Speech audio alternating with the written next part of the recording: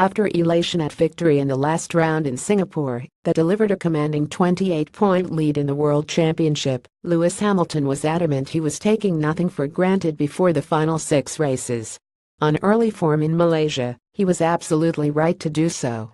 The season has ebbed and flowed between the British driver and his rival Sebastian Vettel, and in Sepang on Friday it was Hamilton who struggled with the car suffering from a fundamental problem. Mercedes have little time to turn it round before a difficult day in practice becomes a potentially disastrous weekend. Banishing thoughts of past failures is second nature to those at the top of their sport, but Hamilton will have to work hard to ensure he does not allow any sense of foreboding through his natural defense mechanism. Last year an engine failure, while leading this race, was a crushing blow to his championship ambitions and Nico Rosberg took the title.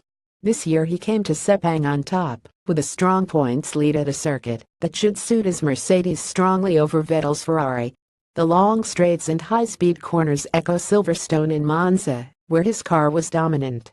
When he took it out, however, Hamilton discovered not the car of the British Grand Prix, but rather that of Russia and Monaco, where the setup, balance and grip had eluded him. The first practice session was run in the wet, but come dry conditions in the afternoon Mercedes were presented with a mystery. Vettel was quickest, with a new lap record, and followed by his Ferrari teammate Kimi Räikkönen. Hamilton could manage only a distant 6th, a full second and a half back, and was clearly struggling for grip, losing the rear and heading across the gravel-though turn 7. The timing sheets had, understandably, set alarm bells ringing. "It's been a very difficult day," said Hamilton. "I've been struggling with the car, so we have to review and try to understand where we have gone wrong with the balance. We're hoping that we're able to find our bearings overnight and regroup for tomorrow." The team have previously described their car as something of a diva. It had proved difficult to master the reasons why it was working so well at certain tracks and so poorly at others. After Monaco they were confident they had largely solved the conundrum, but Sepang has proved once again there is work to be done. The issue does not appear to be straightforward and is being taken wholly seriously by the team. The car seems to be unbalanced, and that triggers an awful lot of consequences. "It was certainly one of the worst Fridays I can remember," said the Mercedes executive director, Toto Wolff. "There is a gremlin in the car. You can compare Malaysia a little bit to Silverstone, where we have been very good. We've been very good in the high-speed corners. We are not at all good in the high-speed here.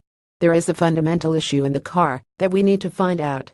The team had brought new parts to Malaysia and must examine whether they have contributed to the problem, which could not simply be narrowed to a specific set of tires, temperature or fuel load. They were off the pace in the wet and dry and on both short and long runs, as Wolff admitted. "The lap time is reality. The stopwatch always tells the truth," he said. "The lap time today showed that we are not quick enough. A stable car that they can push is the goal, something Vettel already has beneath him.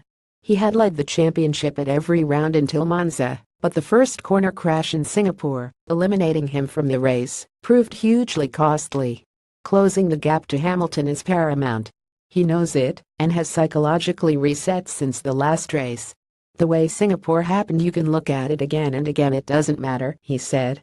His demeanor mirrored that of Hamilton after this race last year, a sense of acceptance of the position and a determination to do everything within his power to continue the fight.